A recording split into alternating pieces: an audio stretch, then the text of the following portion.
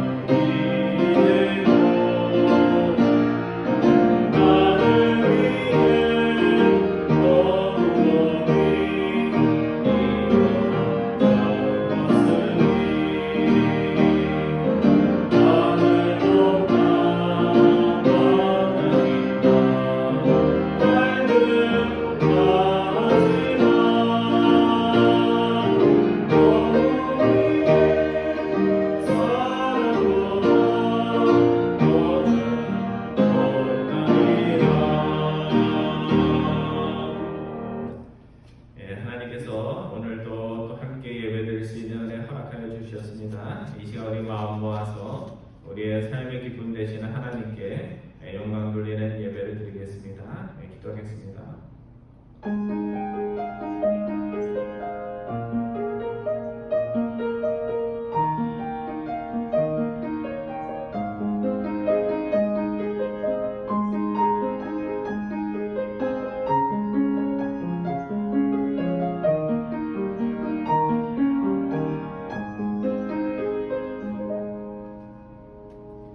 슬프다 이 성이여, 전에는 사람들이 많더니 이제는 어찌 그리 적막하게 앉았는고. 전에는 열국 중에 크던 자가 이제는 과부같이 되었고, 전에는 열방 중에서 궁주였던 자가 이제는 강제 노동을 하는 자가 되었도다. 예루살렘이 크게 범죄함으로 주석거리가 되었으니 전에 그에게 영광을 돌리던 모든 사람이 그의 벗었음을 보고 업신여김이요 그는 탄식하며 물러가는도다. 인생과 국가의 운명을 결정하신 하나님 아버지, 하나님의 백성으로 저희를 불러주셔서 때마다 저희들이 예배의 자리에서 하나님의 말씀을 기억하며 우리의 생과 사의 두 가지 길이 있음을 항상 마음에 새기며 살아갈 수 있도록 인도해 주심을 감사드립니다. 저희들이 살아가는 것이 세상의 것이 아니라 모든 우리의 인생과 민족과 국가의 흥망성쇠가 하나님의 손에 있음을 저희들이 기억할 수 있도록 인도하여 주옵소서. 세상의 혼탁한 시대일수록 저희들 마음속에 하나님을 생각하는 그 마음이 확고하여서 시대의 조류에 따르지 아니하고 항상 하나님을 따라 살아가는 저희들 다 될 수 있도록 인도하여 주옵소서. 소수의 무리들이 이 시간 머리 숙여 또 하나님 앞에 예배합니다. 우리 한 분 한 분 예배 자리마다 주님께서 함께해 주셔서 하나님을 아는 지식이 충만하여 질 수 있도록 인도해 주셔서 삶의 기쁨과 강력이 더하여 질 수 있도록 인도하여 주옵소서. 지금은 예배를 시작하는 시간입니다. 마치는 시간까지 주님께서 홀로 영광 받아주시기 원하오며 우리 주 예수 그리스도의 이름으로 기도드리옵나이다. 아멘. 우리 다 같이 일어나셔서 우리 함께 찬양하겠습니다. 찬송가는 17장입니다. 새 찬양에만 나옵니다. 17장 사랑의 하나님.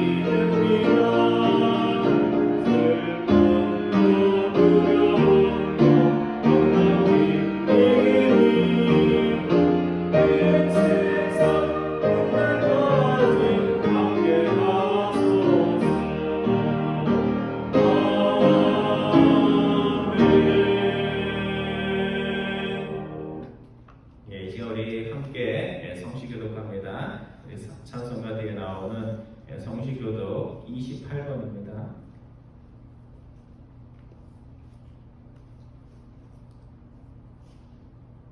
성시교독 28번 시편 63편입니다. 하나님이여 주는 나의 하나님이시라. 내가 간절히 주를 찾되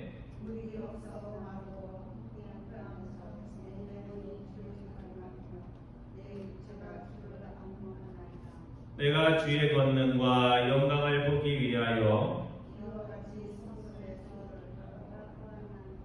주의 인자심이 생명보다 나음으로 이러므로 나의 평생에 주를 송축하며 골수와 기름진 것을 먹음과 같이 나의 영혼이 만족할 것이라. 네, 나의 영혼이 거기 해주세요. 나의 입이 기쁜 입술로 주를 찬송하되 내가 나의 침상에서 주를 기억하며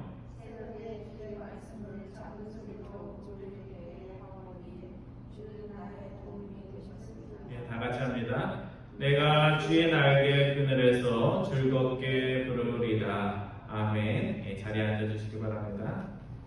이제 우리 네 가지 기도 제목 놓고 함께 기도하기 바랍니다. 하나님께서 저희를 부르신 것은 구원의 기쁨과 감격 속에서 행복한 삶을 살라고 저희를 불러주셨습니다. 저희가 어디에 가든지 세상의 행복의 조건이 갖춰졌든지 갖춰졌지 않았든지 믿지 않는 세상의 백성들에게 하나님을 믿는 행복이 무엇인지 보여줄 수 있도록 그런 사람 될 수 있도록 기도해 주시기 바랍니다. 두 번째는 우리 뉴스를 보면 우리 지금 백신이 나오고 있지만 인도의 확진자가 빠른 속도로 늘고 있어서 인접국의 확진자도 함께 늘어나는 그런 추세에 있다고 합니다. 이를 위해서 또 선진국들이 지금 회의도 하고 있는데요. 지구촌의 이 재앙이 약을 가진 선진국들만 아니라 약이 부족한 가난한 나라의 방역에도 어려움 없도록 서로 좋은 그런 방안들이 나올 수 있도록 위해서 기도해 주시기 바랍니다. 세 번째, 우리 미국의 아시안 증오범죄 계속해서 뉴스로 나오고 있는데요. 무지와 오해에 의한 어떤 편견도 이 땅에 존재하지 않도록 여러분들 기도해 주시고 내 마음속에 있는 세상으로부터 물려받은 편견과 오해 그런 것들 없도록 하나님 저희들 마음을 새롭게 하옵소서 기도하기 원합니다. 네 번째는 여행 떠났다 우리 권사님도 오늘 잭슨빌로 돌아오는데요. 긴 여행길 안전할 수 있도록 위해서 기도해 주시기 바랍니다. 우리 네 가지 기도 제목 기억나는 대로 기도해 주시기 바랍니다. 사랑의 하나님 감사드립니다. 항상 연약한 가운데서도 저희들 믿음의 길로 불러주셔서 저희들 이 땅에 살아갈 때 세상 것 없다고 저희들 불행히 하지 않고 항상 하나님의 말씀의 진리 가운데 다른 것들을 바라보며 살아갈 수 있도록 인도해 주심을 감사드립니다. 생각하면 이 땅의 삶이 참 긴 시간이기도 하지만 지나고 나면 한순간처럼 지나가는 세월임을 주님 앞에 고백을 드립니다. 저희들이 몇 해 동안 이 땅에 머물렀는가 보다 저희들이 정말 무엇에 마음 쓰며 지금까지 살아왔는지 또 앞으로 살아갈지 저희들 마음속에 믿음의 확신을 허락해 주셔서 어리석은 자로 살지 않고 항상 하나님의 지혜로 살아가는 저희들 다 될 수 있도록 인도하여 주옵소서. 코로나19로 많은 나라들이 어려움을 겪고 있지만 특별히 경제적으로 어려운 나라들이 더 큰 어려움을 겪음을 저희들이 압니다. 가난한 나라에 가난한 그 백성들 주께서 기억하여 주셔서 저희들이 약이 없어서 산소통이 없어서 생명을 잃는 그런 일들이 계속 일어나지 않도록 주께서 은혜로 더 베풀어 주옵소서. 지구촌의 질병으로 인한 이를 위해서 우리 선진국들이 빠르게 회의를 하는 가운데 있습니다. 작은 회의만이 아니라 세계에 함께 협력해야 할 이 질병의 문제를 잘 해결할 수 있는 주제들이 나올 수 있도록 주님께서 선한 마음과 지혜로운 마음들을 허락하여 주셔서 우리 아시아 미국에 살고 있는 우리 아시아인들 저희뿐만 아니라 세계인들이 보지 않는 편견 속에 살아감을 주님 앞에 부탁드립니다. 우리 한번 주님께서 기억하여 주셔서 저희들이 이 땅에 살아갈 때 편견받지 않을 뿐만 아니라 다른 이들을 편견을 가지고 대하지 않고 저희들 마음에 공명한 마음들 하나님이 가르쳐 주신 좋은 마음들 허락하여 주옵소서. 오늘 기껏 드려오는 우리 권사님들 안전한 여행 갈 수 있도록 주님께서 인도하여 주시고 저희들 항상 삶 속에 살아갈 때 감사함이 넘칠 수 있도록 인도하여 주옵소서.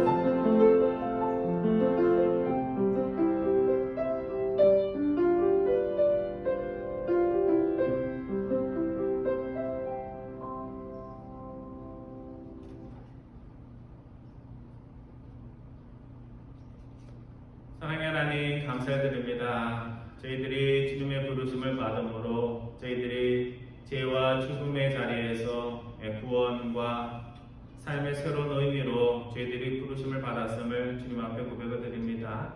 저희들의 삶 속에 구원의 기쁨과 감격이 항상 충만하여서 세상의 어떤 조건 속에 살지언정 주님 앞에 항상 감사와 찬양이 끊어지지 않는 저희들 삶이 될 수 있도록 인도하여 주옵소서.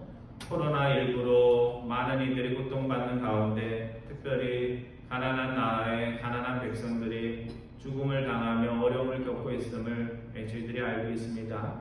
주님, 약이 부족한 가운데 백신이 부족한 가운데 있지만 또 이 모든 일들을 위해서 또 나라의 지도자들이 함께 회의하는 가운데 있사오니 주님께서 선한 마음과 지혜로운 마음도 허락하여 주셔서 지구촌의 이 질병의 문제를 잘 해결할 수 있도록 그 마음에 선한 마음들을 허락하여 주옵소서.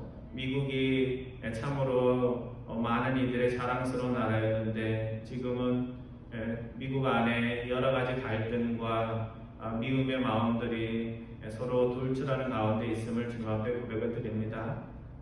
하나님을 버리고 하나님의 가르침을 떠나 세상을 떠나면 다툼과 분쟁만이 있음을 저희들이 압니다.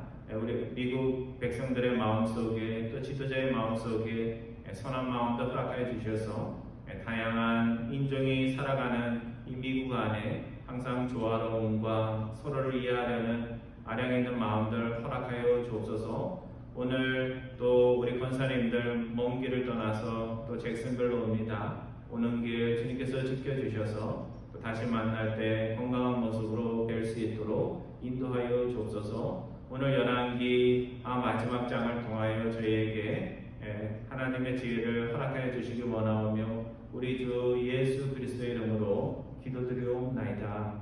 아멘. 오늘 하나님께서 저에게 주시는 말씀은 열왕기하 25장 말씀입니다.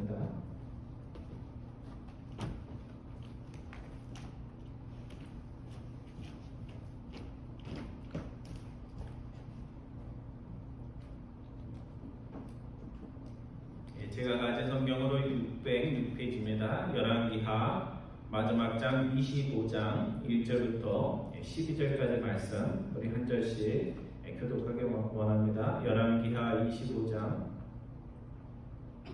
1절부터 12절까지 말씀입니다. 제가 읽어봅니다. 시드기야 제9년 열째 달 10일에 바벨론의 왕 느부갓네살이 그의 모든 군대를 거느리고 예루살렘을 치러 올라와서 그 성에 대하여 진을 치고 주위에 토성을 쌓으매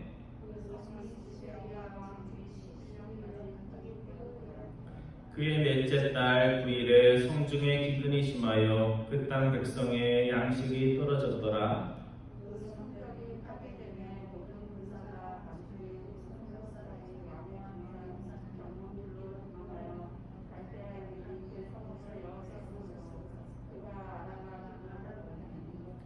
갈대아 군대가 그 왕을 뒤쫓아가서 여리고 평지에서 그를 따라 잡음에 왕의 모든 군대가 그를 떠나 흩어진지라.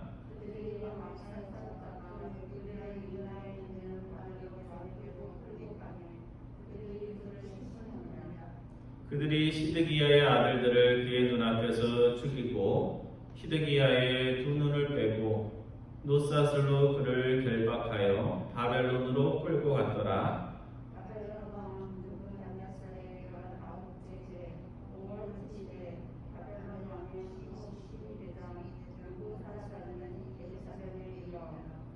여호와의 성전과 왕궁을 불사르고 예루살렘의 모든 집을 기인의 집까지 불살랐으며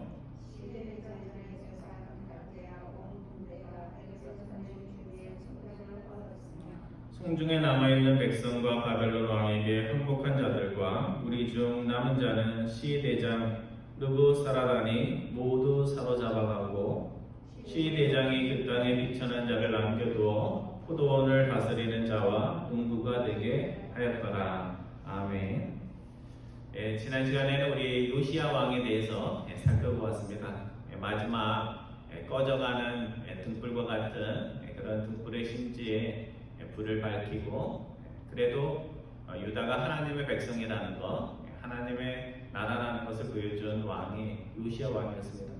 하지만 요시야 왕의 그 마지막 눈물겨운 그런 노력에도 불구하고 유다의 그 명운은 너무나 기울어서 유다를 다시 하나님의 나라로 세울 수는 없었습니다.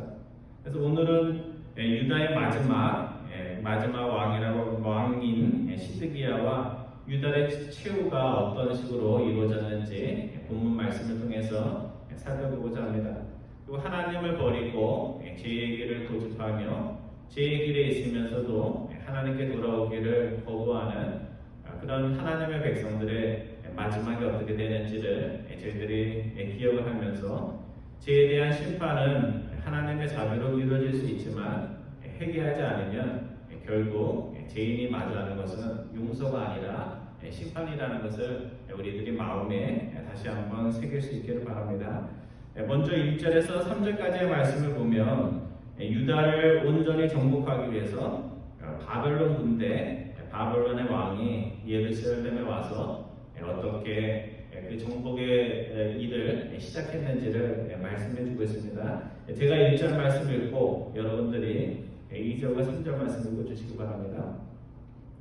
시드기야 제9년 열째 달 10일에 바벨론의 왕 느부갈네살이 그의 모든 군대를 거느리고 예루살렘을 치러 올라와서 그 성에 진을 치고 주위에 투성을 쌓으매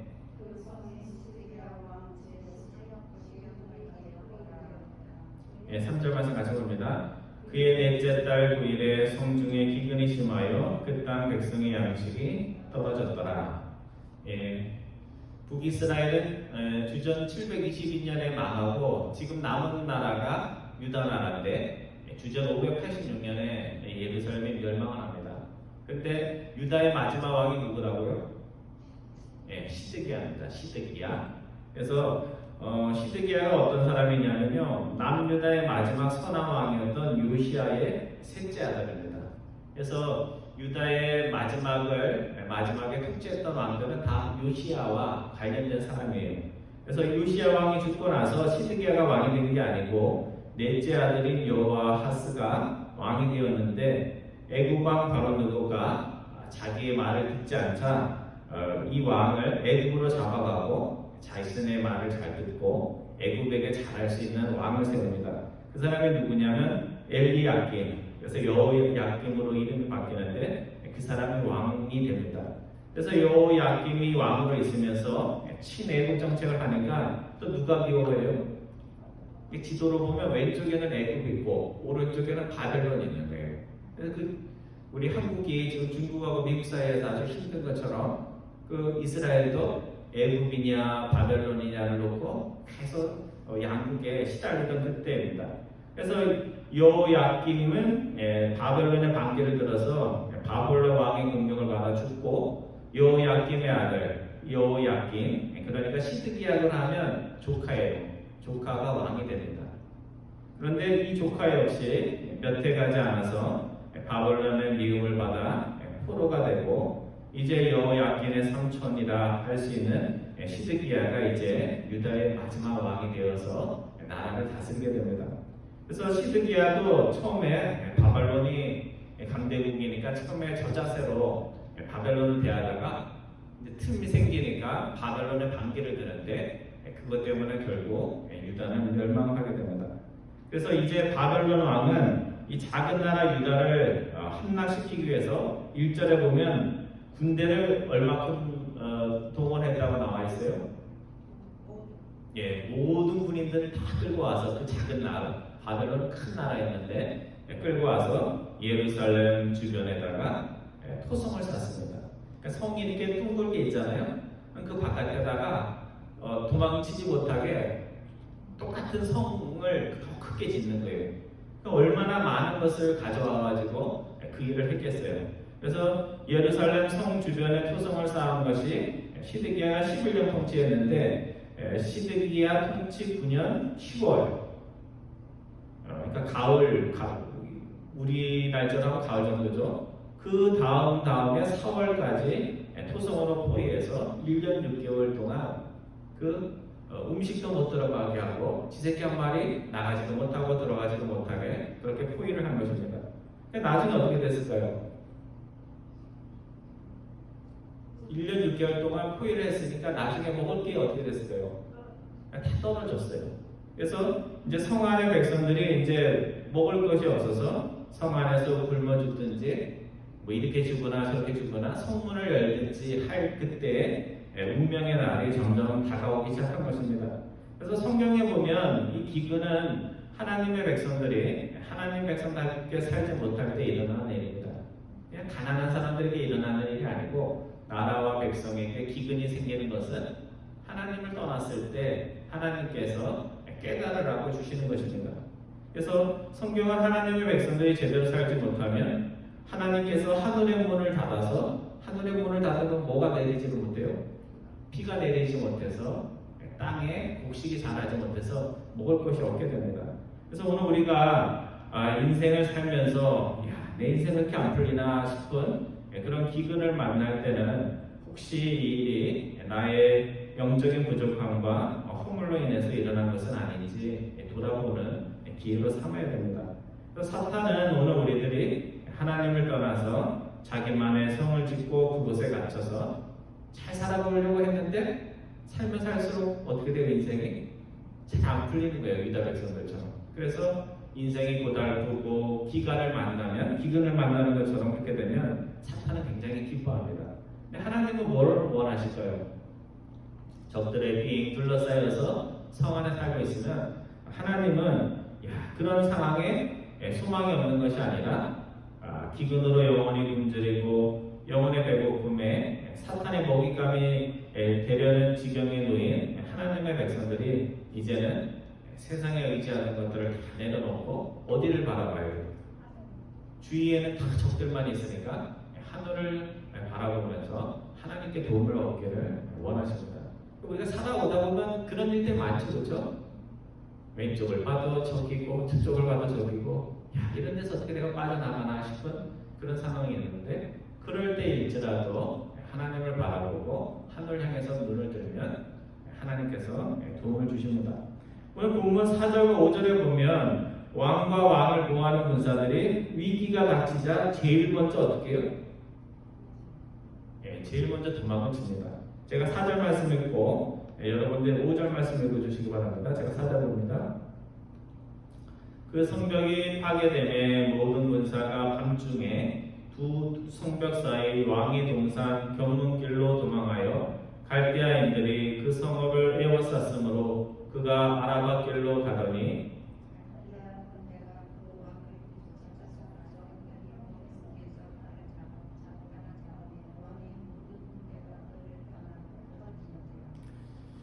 선한 지도자와 나쁜 지도자가 있게 말하는데요. 선한 지도자와 나쁜 지도자 차이가 뭘까?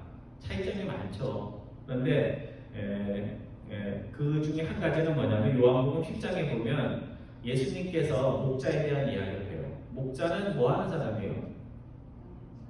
양을 치는 사람인데 목자 이렇게 얘기를 하면 항상 지도자를 얘기하는데요. 지도자. 그러니까 어떤 공동체에서 그 공동체를 이끌어가는 사람들을 목자라고 얘기합니다. 그래서 요한복음 10장에 보면 예수님께서 좋은 지도자는 선한 목자라고 얘기하고 나쁜 지도자는 무슨 목자라고 해요? 사꾼 목자.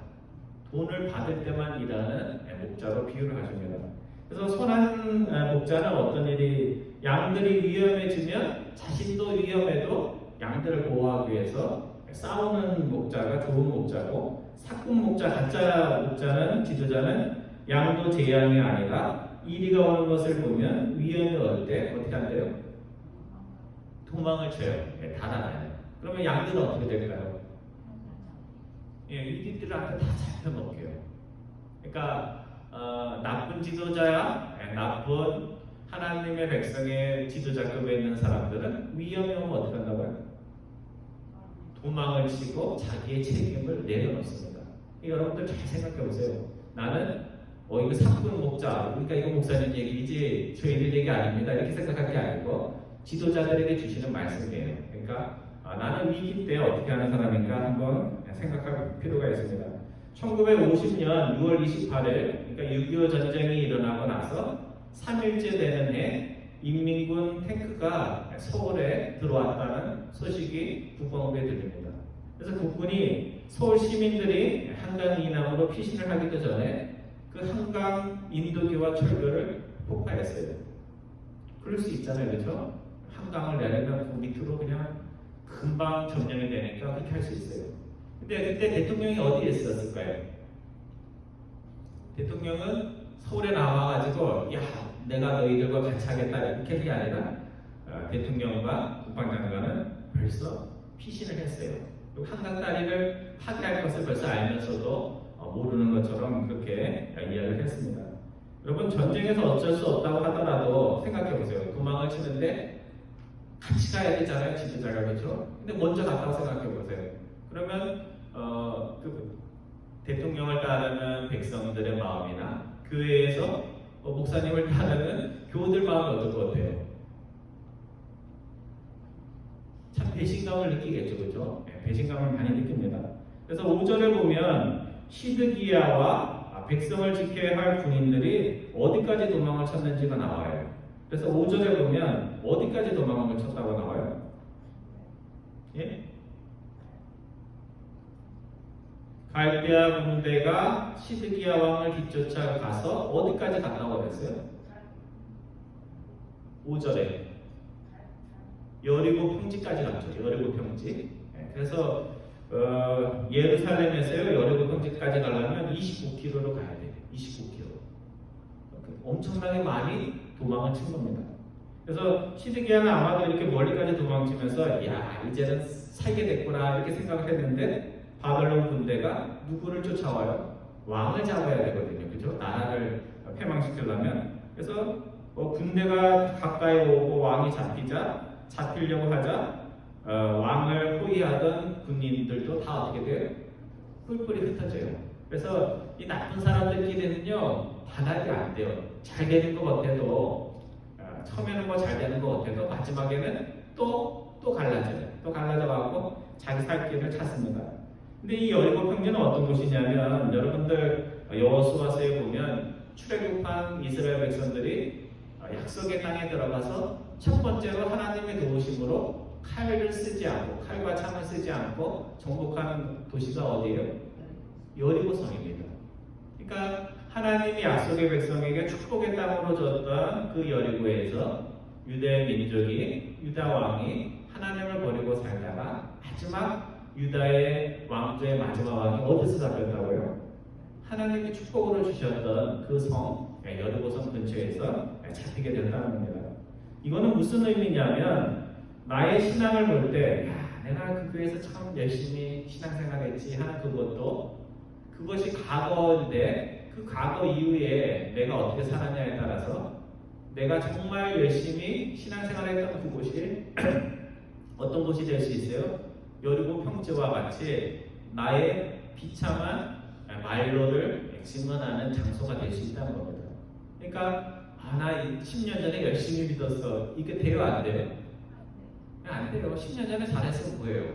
10년 전이 중요한 게 아니라 현재가 중요하고 또 현재뿐만 아니라 내일이 중요하잖아요. 그래서 하나님이 나를 부르실 그때까지 오늘 우리가 열심히 해야 됩니다. 그래서 과거에 어떻게 살았냐보다 오늘 나의 살고 있는 곳을 하나님을 만나고 하나님의 은혜가 넘치는 곳으로 만들어야 됩니다. 성도 여러분, 지도자인 사람들, 지도자급의 하나님의 백성들은 마음에 선한 목자의 마음이 있어야 돼요. 선한 목자의 마음이 있어야 된다는 건 뭐냐면 양과 어려움이 있어도 운명을 같이 하겠다는 마음이 있어야 됩니다. 그래서 위기가 있을 때 도망을 치는 것이 아니라 어떻게 해야 돼요? 양들을 보호해야 돼요. 지난번에 뉴스를 봤더니 끔찍한 얘기인데요. 곰이 사람을 잡아먹었어요. 그래서 위장에서 사람의 그런 것들이 나왔다고 이렇게 나와 있어요. 근데 곰은 보통은 사람을 만나면요 피한대요. 근데 언제 이 곰이 사람을 공격하냐면 새끼가 있을 때, 새끼가 있어서 자기가 지킬 것이 있을 때는 곰이 사람을 보면 공격하기도 한대요. 그래서 자주 일어나는 일은 아니에요. 몇십 년 만에 그 일이 일어났다고 합니다. 여러분, 가정이나 교회에 어려운 일이 있을 때 그 위험한 자리, 힘든 자리를 끝까지 남아서 가족의 구성원들, 자녀들을 지켜야 하는 사람이 누굴까요? 아버지, 어머니죠, 그렇죠? 그런 가정은 어려운 일이 있어도 잘 헤쳐나갑니다. 가정에서는 아버지, 어머니가 되고 교회에서는 목회자, 그리고 재직으로 부름을 받은 사람들.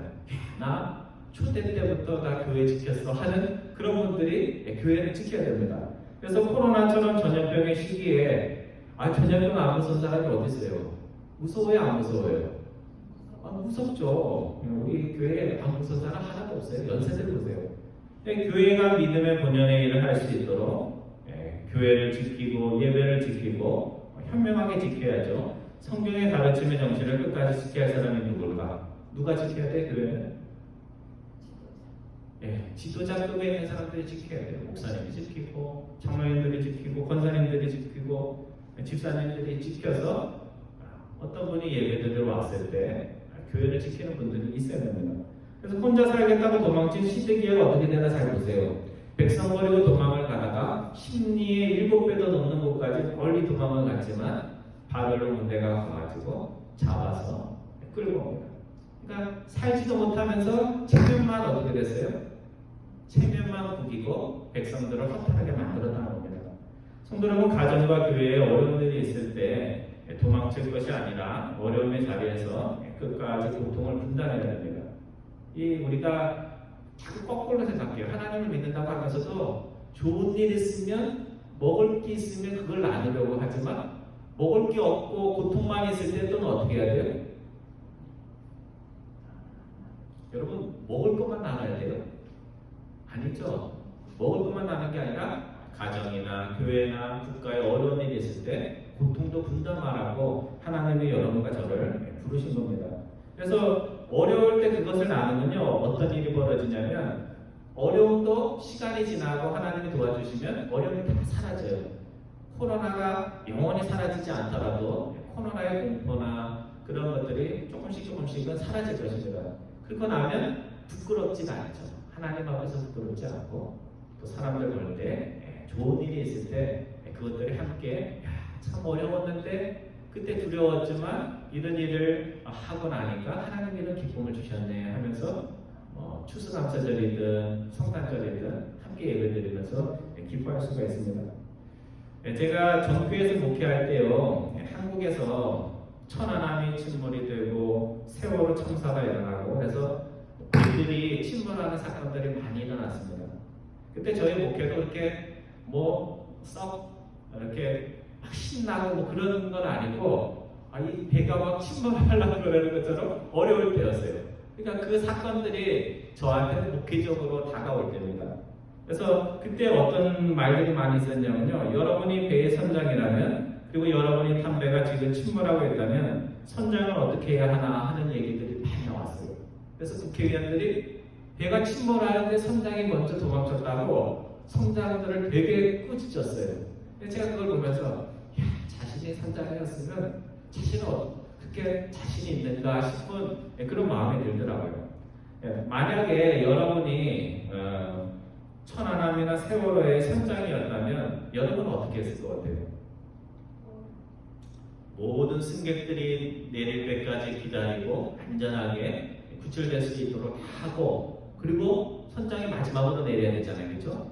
마지막으로 내릴 것 같아요? 아니면 선장이 뭐예요? 나도 자식 있고 나도 살아야지 하면서 그냥 본능적으로 움직였을 것 같아요. 여러분 어떻게 했을 것 같아요? 대답하지는 말아요. 참 대답하기가 쉬운 얘기가 아니에요. 여러분이 그 자리에 있었으면 국회의원들 천안함 그 선장에게 왜 그렇게 했냐 저렇게 했냐 하지만 참 그게 나의 일이 됐을 때는 쉬운 얘기가 아닙니다. 우리가 주님을 찬양하는 이유가 있어요. 그거는 주님께서 인류가 죽음을 당해서 배가 침몰할 것과 같이 세상이 침몰하려 할 때 선한 사마리아인처럼 우리에게 다가오는 것이 위험한 것임에도 불구하고 불행한 이 땅에 오셨습니다. 그리고 그냥 오시기만 해도 참 감사한 일인데 죽음과 죄가 지배하는 세상에서 자신의 한 몸을 던지셔서 십자가에 던지셔서 구원을 이루셨습니다. 그래서 오늘 우리가 구원을 받은 것은 예수님의 희생 때문에 구원을 받았지만 구원의 목적이 뭐냐는 거죠. 그냥 구원받는 게 목적이 아니고 구원받는 목적이 뭘까요? 그렇게 큰 사랑을 통해서 아무 대가 없이 구원을 받은 우리들이 너희도 가서 선한 사마리아인처럼 주님을 알지 못하고 하나님을 알지 못해서 죽음과 멸망으로 향하는 사람들을 건지는 자가 되라. 그래서 그게 복음으로든지 선한 일을 통해서든지 하라는 겁니다. 그래서 오늘 우리는 나 하나 잘 살기 위해서 모인 자들이 아니고요, 나 하나 천국 가기 위해서 모인 자들이 아니고 내가 속한 공동체, 가정, 교회, 그리고 우리가 살아가는 삶의 현장들이 그 속에 있는 사람들이 함께 구원받을 수 있도록 그것을 위해서 소명을 받는 자들입니다. 그래서 예수 천당, 이거는 맞는데요, 거기에서 누가 천당을 가야 되는 거예요? 예수 천당은 맞는데 예수 믿고 천당 받아야 되는데 나만 가는 게 아니라 어떻게 해야 돼요? 내가 속한 모든 공동체 사람들이 갈 수 있도록 그 마음으로 우리가 구원에 대해서 이야기해야 됩니다. 오늘 본문 6절과 7절에 보면 혼자서 잘 살겠다고 도망친 시드기야 왕이 어떻게 마지막을 인생의 마지막 순간이 어땠는지를 이야기해주고 있습니다. 죽진 않았지만 제가 6절 읽고 여러분들이 7절 말씀 읽어주시기 바랍니다. 그들이 왕을 사로잡아 시드기 왕을 사로잡아 그를 림나에 있는 바벨론 왕에게 끌고 가매 그들이 그를 심문하니라.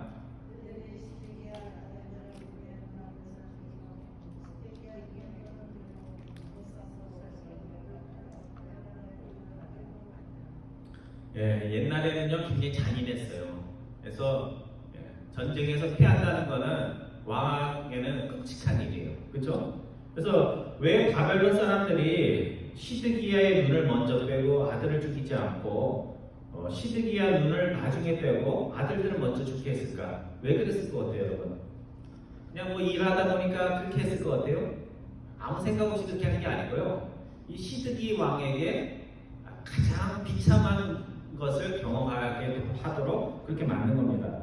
그래서 원래 그 이스라엘의 주변 나라들, 북이스라엘을 정복했던 아스루가 가장 강대국 중에서는 잔인한 나라예요. 그래서 이 아스루들은 뭐 기도 잘라가고 뭐 아무튼 끔찍해요. 그러니까 말하기가 못한데 굉장히 끔찍한 나라가 아스루인데 바벨론은 아스루보다는 좀 그래도 신사인 나라입니다. 하지만 오늘 시드기야 운명을 좌우하는 바벨론 왕은 시드기야가 최대의 고통을 맛보기를 원했습니다. 그래서 시드기야가 세상에 눈이 있었을 때 마지막으로 본 게 뭐예요? 자식들이 죽는 모습을 봤습니다. 그리고 나서 어떻게 했어요? 눈을 뽑았어요. 그러니까 시드기야는 죽지도 않은데요. 죽였으면 오히려 낫죠, 그렇죠? 살아가지고 이제 아무것도 안 보여요. 그러니까 뭐만 기억이 나겠어요? 자식들 죽은 그 감격만 기억이 나는 거예요. 굉장히 끔찍한 거죠.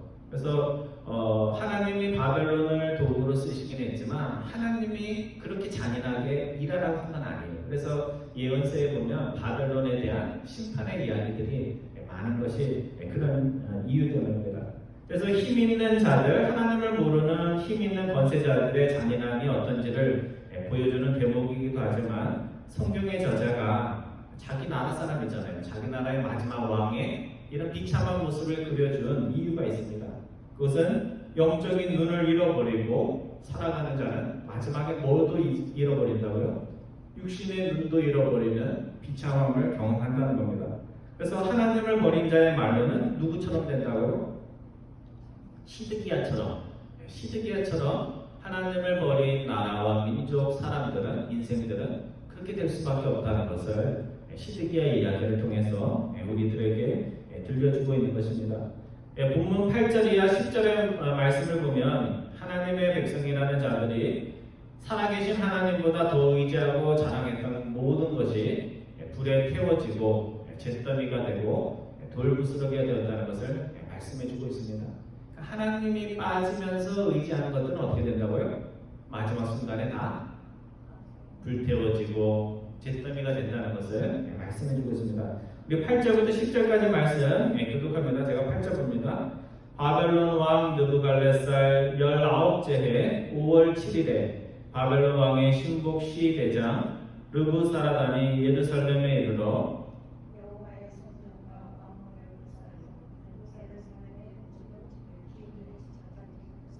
10절 말씀 같이 봅니다. 시대장에게 속한 갈대아 온 군대가 예루살렘 주위의 성벽을 헐었으며, 여러분 왕을 잡아가지고 아들을 죽이고 그 다음에 왕의 눈을 뽑고 포로로 데리고 가면 돼요, 안 돼요? 그 정도로 충분한 거잖아요, 그렇죠? 그렇게 하면 그냥 돌아가도 되는데 이 바벨론 나라가 그 작은 나라 유다 예루살렘을 완전히 초토화하기로 마음을 먹은 거예요. 그래서 제일 먼저 태운 것이 뭐예요? 바벨론 왕이 시대장을 통해서 제일 먼저 불러 태운 게 뭐예요? 성전입니다. 성전. 여러분 생각해 보세요. 여러분이 평생 섬겼던 교회가 누구의 잘못으로 또는 뭐 실수로 방화가 돼가지고 탄다고 생각해 보세요. 그럼 마음은 어떨 것 같아요? 뭐 건물이니까 탈 수도 있지 그렇겠어요? 자기 집이 타는 것보다 자기 목숨보다 더 소중히 여겼던 것이 유대인들에게는 성전입니다. 성전이 탄다는 것은 그냥 건물이 탄다는 게 아니고 이 사람들한테는 하나님이 불에 타는 것과 같은 그런 몸서리치는 그런 경험이었습니다. 그래서 이 탈무드에 보면 바벨론 사람들이 성전에 들어와가지고 군인들이 이틀 동안 그곳에서 파티를 하고 성전을 모독한 후에 성전에 불을 질렀는데 그 불이 이틀 동안 탔다고 해요. 그러니까 그것을 계속해서 바라봐야 되는 백성들의 마음은 어떻겠어요? 정말 끔찍한 그런 경험들을 했을 것입니다. 그래서 유다의 정성기였던 솔로몬 시절에 세워졌던 그 가장 아름다운 솔로몬 성전이 세워진 지 424년 만에 하나님의 임재의 그 자리가 영원할 줄 알았는데 그것이 잿더미로 바뀐 것입니다. 그래서 우리가 생각해 볼 것은 살아계신 하나님을 믿기 위해서 성전이 필요한 거예요? 성전을 위해서 하나님 계신 거예요? 살아계신 하나님을 만나라고 성전이 있는 거예요. 그런데 이스라엘 백성들은 나중에 어떻게 되냐면요, 죄는 짓고 싶고 그렇다고 하나님을 떠나면 마음은 불안하고, 그러니까 어떻게 했어요? 적당히 하나님께 제사 드리면서 나쁜 짓은 나쁜 짓대로 하면서 하나님을 뭐처럼 여겼냐면 부적처럼 여긴 거예요. 그래서 성전을 부적처럼 여겼어요. 그래서 우리가 아무리 죄를 져도 성전이 예루살렘에 있기 때문에 예루살렘은 멸망하지 않을 거다 그렇게 믿었는데 하나님은 어떻게 하세요? 자기의 이름이 더러워지는 한이 있어도 이스라엘의 그 생각들을 깨뜨려 버렸습니다. 그래서 참 신앙은 성전과 교회 건물을 붙잡는 것이 아니라 성전과 교회를 통해서 살아계신 하나님을 만나고 붙드는 겁니다. 우리가 오해하지 말아야 돼요. 아무리 성경이 소중해도 성경만 들고 다닌다고 그게 건강한 신앙 아니잖아요. 그렇죠? 이곳에 쓰여진 말씀들을 조금이라도 하나님의 말씀을 우리가 실천을 해야 됩니다. 그래서 하나님께서는 성전만 붙들고 살아계신 하나님을 무시한 백성들에게 나와 성전은 다를 거다 하는 것을 보여주신 것입니다. 두 번째로 바벨론 왕이 밑에 부하를 통해서 태운 것이 있어요. 뭐예요? 왕궁을 태웠어요. 왕이 사는 집을 태웠습니다. 그래서 솔로몬 왕이 성전과 왕궁을 다 지었는데요. 성전 질 때보다 2배의 시간을 들여서 공을 들여서 세운 것이 자기 집이에요. 그렇죠? 그거 알고 계시죠? 성전은 7년 동안, 그 다음에 자기 집은 그 배로 시간이 걸려서 지었습니다. 우리 하나님의 백성들 정도의 차이는 있지만요, 이 땅에 사는 동안 머무는 집에 너무 많은 시간과 돈과 애정을 쏟지 마시기 바랍니다. 어떤 분들은 이제 시니어가 돼가고 하나님을 부르시면 하나님 오케이 하면서 가야 되는데 아직도 집에 욕심을 부리고 집 꾸미는 것에 욕심을 부리는 분들이 가끔씩 있습니다. 근데 사실 오늘 우리들에게는 어떤 집이 있어요? 하늘에, 이 땅에서 아무리 비싼 집보다도 또 화려한 집이 하늘나라에 있어요. 그러니까 마음에 어떤 마음이 있어야 돼요? 여유가 있어야 돼요. 집이 뭐 손님들 왔을 때 뭐 이렇게 보여줄 게 없어도 나는 하늘에 뭐가 있다고요? 빌 게이츠보다 더 좋은 집이 있다, 이런 걸 마음에 먹고 마음의 여유함을 가지고 세상 것에 너무 큰 돈과 애정을 쏟지 않으시기 바랍니다. 세 번째, 바벨론 군대는 예루살렘이 도시 역할을 하지 못하도록 도시를 보호하는 성벽을 다 무너뜨렸습니다. 그래서 한글에서 그 한문에서 성이라고 있죠. 성. 도시를 가리킬 때 도시 이렇게 쓰지 않고 성이라고 써요. 그 얘기는 뭐냐면 사람이 살기 위해서는 뭐가 있어야 된다는 거예요? 그 도시를 보호해주는 성이 있어야 된다는 뜻이에요. 그래서 예루살렘 성벽이 무너졌다라는 얘기는 그 사람이 살 수 없는 곳으로 바뀌었다 하는 그런 의미입니다. 그래서 도시에 성벽이 없다는 것을 요즘 말로 좀 비유를 하면요, 집을 지어놓고 집으로 들어가는 입구는 있는데 입구에 문을 달지 않은 것과 같아요. 여러분, 집에 사는데 문이 없으면 어떨 것 같아요? 외출할 때 안심하고 갔다 올 수 있을 것 같아요? 없죠. 예, 그런 상황으로 만들었다는 겁니다. 그래서 욥기에 보면 사탄이 욥에 대해서 비방할 때 이렇게 말합니다. 하나님이 친히 욥의 울타리가 되어 주셔서 욥이 하는 일마다 잘 되도록 보호해 주셨기 때문에 욥이 하나님이 좋아서가 아니라 하나님이 자기를 보호해주고 챙겨주니까 그것이 좋아서 하나님을 믿는 거라고 하면서 욥의 진심을 왜곡하는 말을 사탄이 합니다. 그래서 하나님이 시험하게 된 거예요. 그러니까 왜 그런 일이 일어났나 이렇게 접근하시면 안 되고 욥기의 내용은 신학적인 내용입니다.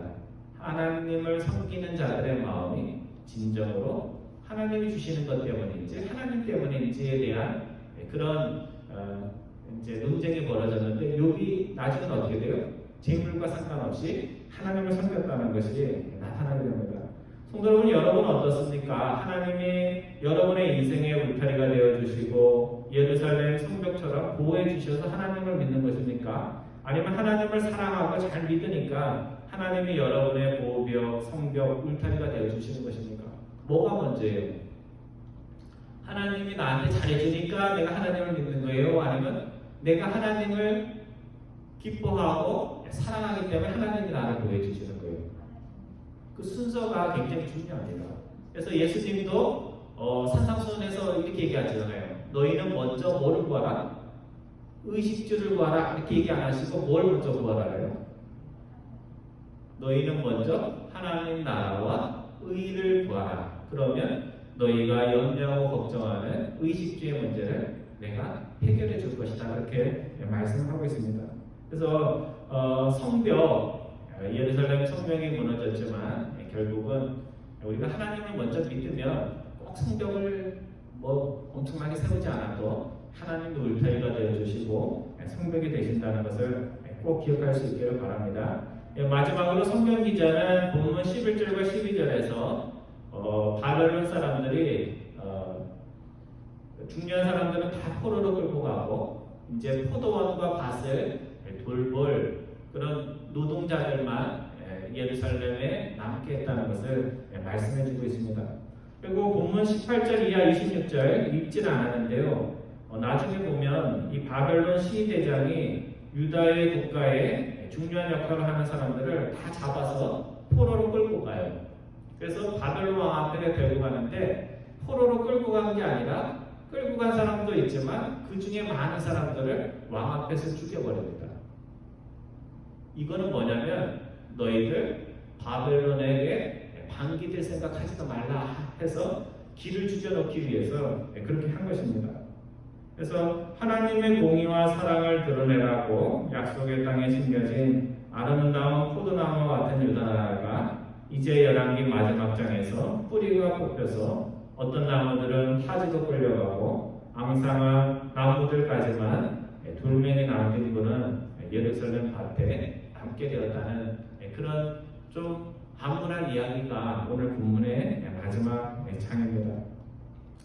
오늘 유다의 최후를 전하는 열왕기 마지막 장 25장은 시드기야 이야기, 예루살렘의 패망으로만 끝나지 않고요. 오늘 본문 27절 이하 마지막 30절에 보면 갑자기 시드기야 얘기가 나오다가 다노왕 이야기가 나와요. 그 사람이 누구예요?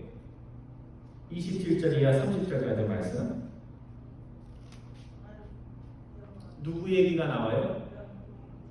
바벨론으로 끌려왔던 시드기야의 조카인 여호야킨 이야기가 나와요.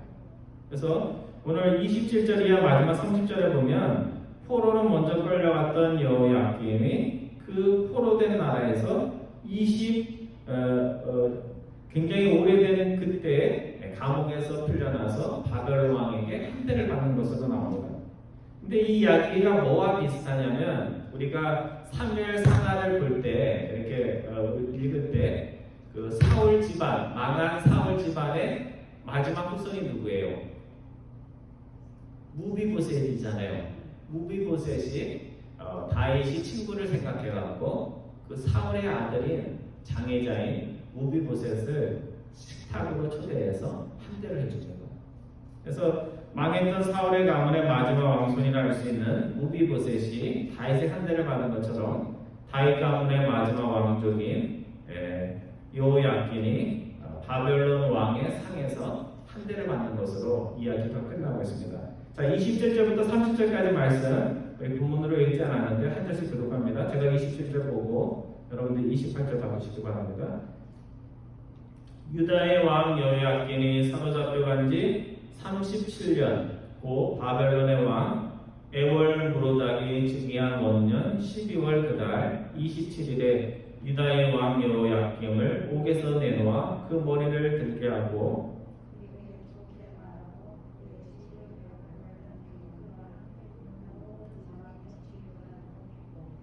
그 죄수의 의복을 벗게 하고 그의 일평생에 항상 왕의 앞에서 양식을 먹게 하였고 그가 쓸 것은 날마다 왕에게서 받는 양이 있어서 종신토로 끊이지 아니하였더라. 그냥 시드기야 이야기로 끝날 수 있는데 누구 얘기로 끝내요?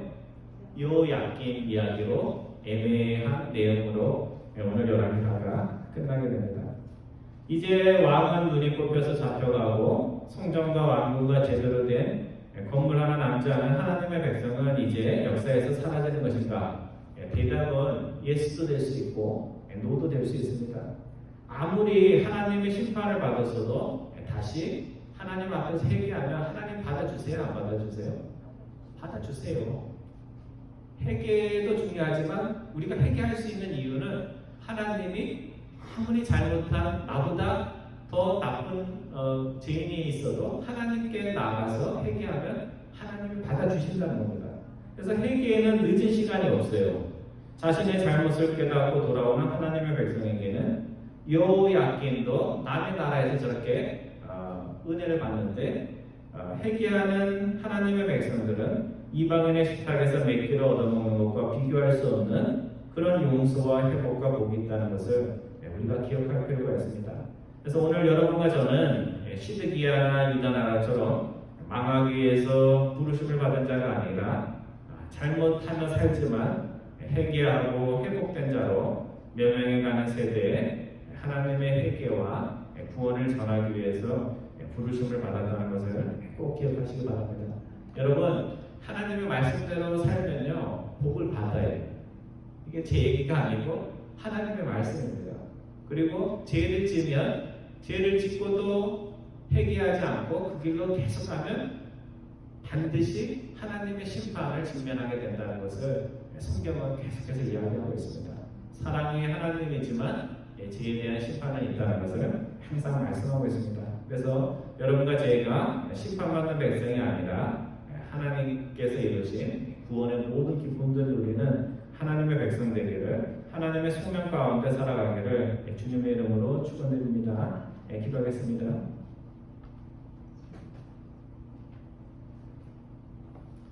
사랑의 하나님, 길을 가다 넘어지는 자가 있으면 왜 넘어졌는지 그것을 보며 저희들이 깨달으면서도 성경의 그 많은 경고들과 죄로 인해서 넘어지는 자를 보면서도 그것을 남의 일처럼 여길 때가 있는 저희들임을 주님 앞에 고백을 드립니다. 하나님께서 자기 백성까지 심판의 자리로 세우시면서 저에게 가르치시고자 하는 그 교훈이 무엇인지를 항상 마음에 새기며 살아가는 저희들 될 수 있도록 인도하여 주옵소서. 감사드리오며 우리 주 예수 그리스도의 이름으로 기도드리옵나이다. 아멘. 우리 다 같이 일어나셔서 마지막 찬양하겠습니다. 찬송가 335장입니다. 찬송가 335장 크고 놀라운 평화가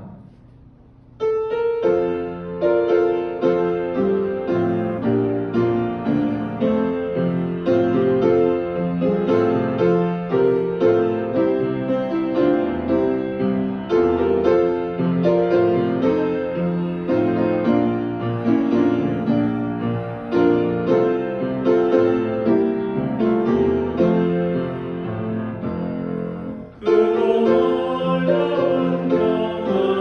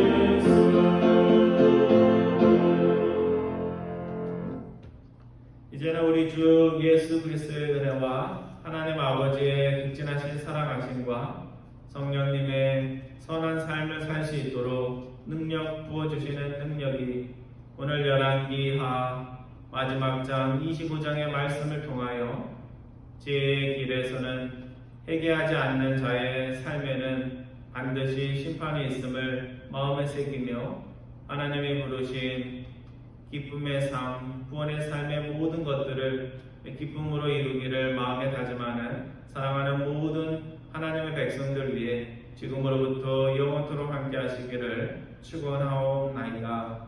아멘.